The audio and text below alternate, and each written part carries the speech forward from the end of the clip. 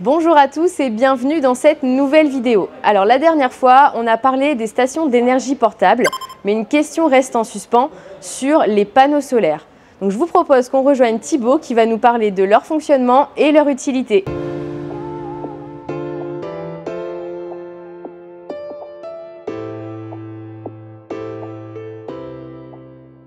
Salut Thibaut. Salut Marie. Alors est-ce que tu peux nous en dire un petit peu plus sur les panneaux solaires s'il te plaît? Bien sûr. Alors déjà ce qu'il est important de préciser, c'est qu'il existe 3 types de panneaux solaires. Ok. On va commencer par le plus simple, le plus classique. Le panneau solaire qu'on a ici, on va le retrouver bien sûr avec différentes capacités. Encore une fois, ce panneau solaire il va venir alimenter la batterie, charger la batterie qui alimente ensuite le véhicule. On retrouve plusieurs tailles, plusieurs puissances et surtout différentes technologies. Ça va de la technologie la plus classique qu'on appelle le monocristallin. Donc ça a une utilisation qui est quand même assez limitée, une puissance qui est assez limitée, jusqu'à comme on a ici de la cellule qu'on appelle black. Et là on va avoir un rendement qui va être vraiment amélioré pour le client. Donc ça c'est ce qu'on conseille sur des véhicules type camping-car comme je vous ai dit, fourgon, profilé ou intégral. Ouh là là Thibaut, tu me parles de monocristallin, de cellules black, mais c'est quoi concrètement? À quoi ça sert? Alors je te rassure, c'est juste en fait le nom de la technologie qui est utilisée sur les cellules du panneau solaire. Le monocristallin, c'est ce qu'on va avoir de plus classique, ce qu'on retrouve depuis beaucoup d'années sur les panneaux solaires. C'est un rendement qui est quand même assez limité.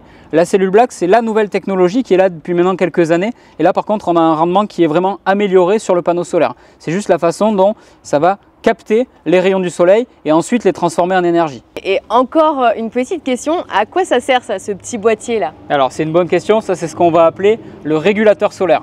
Ce petit boîtier, il va permettre de transformer l'énergie emmagasinée par le panneau solaire pour qu'il soit compatible avec la batterie qui est dans le véhicule. Et une fois que la batterie est pleine, ça va venir couper tout simplement l'alimentation du panneau solaire. Donc encore une fois, il existe plusieurs technologies de régulateurs solaires, au même titre qu'on a sur les panneaux solaires.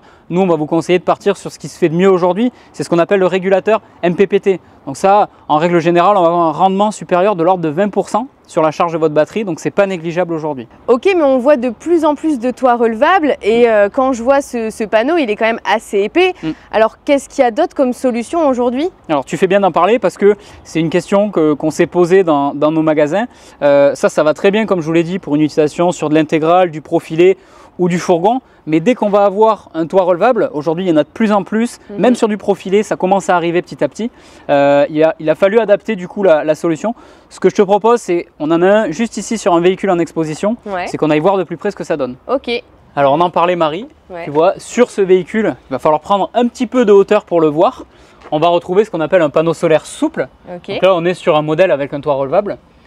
Pour rentrer un petit peu dans le détail, le panneau solaire souple, ça va être exactement comme le premier panneau solaire qu'on a présenté. C'est-à-dire qu'il y a plusieurs tailles et il y a plusieurs puissances qui s'adaptent encore une fois aux besoins du client. La grosse différence sur ce panneau solaire par rapport au premier qu'on a pu voir, on n'a pas de patte de fixation.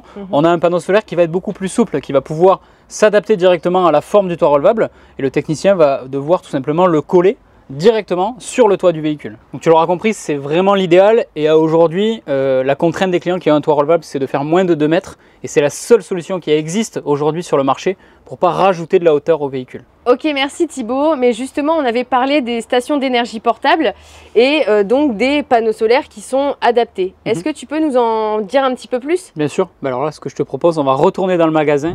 Alors comme je te disais à l'extérieur Marie, on a des clients qui font le choix de tout simplement d'avoir une batterie portable, une power station comme on a ici et qu'on a présenté dans une autre vidéo. Pour ces clients-là, il existe aussi une technologie pour venir recharger la batterie. Donc c'est tout simplement un panneau solaire pliant, comme on a juste là. Donc comme tu as pu le voir, c'est pliant, ça peut se ranger facilement dans la soute du véhicule. Et il suffit, lorsqu'on a besoin de charger sa batterie, de le déplier comme on a ici.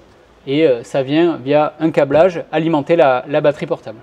Et donc il y a un panneau solaire pour chaque power station? Oui, alors il faut être vigilant parce qu'il y a une notion de compatibilité en fonction de l'appareil, de la batterie que vous avez. Donc tous les panneaux solaires portables ne vont pas s'adapter sur une seule batterie.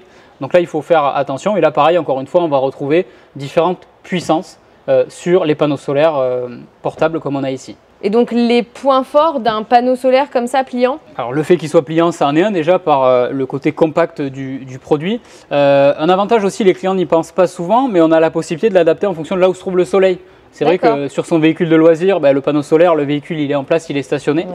Là, ce panneau solaire, on va pouvoir le bouger en fonction de l'inclinaison du soleil. Dans tous les cas, nous vous invitons à vous rendre dans les magasins Idylcar Accessoires pour choisir le modèle qui correspond le mieux à vos besoins. C'est la fin de cette vidéo, merci à vous de l'avoir regardée. Si ça vous a plu, n'hésitez pas à nous laisser un like et un commentaire, on se fera un plaisir d'y répondre. Moi je vous dis à dans 2 semaines pour une prochaine vidéo.